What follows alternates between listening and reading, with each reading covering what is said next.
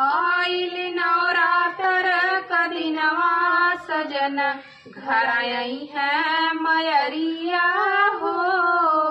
आइल नवरात्र कदिनवा सजन घर आई है मयरिया हो।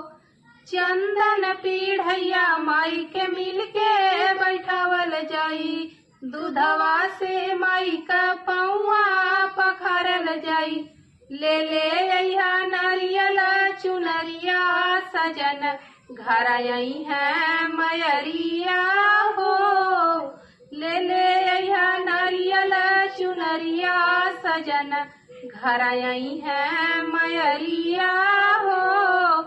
मेवा मिश्री माई के भोगवा लगावल जाई, गरवा में माई के हरवा सजावल जाई।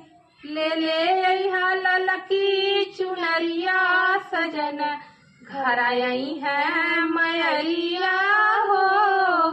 ले ले अइहा ललकी चुनरिया सजन घर आई है मयरिया हो।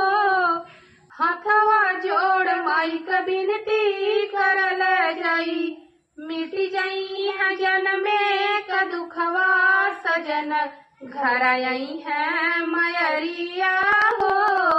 मिट जाई है जनमे का दुखवा सजन घर आई है मयरिया हो। आई है मयरिया हो, आई है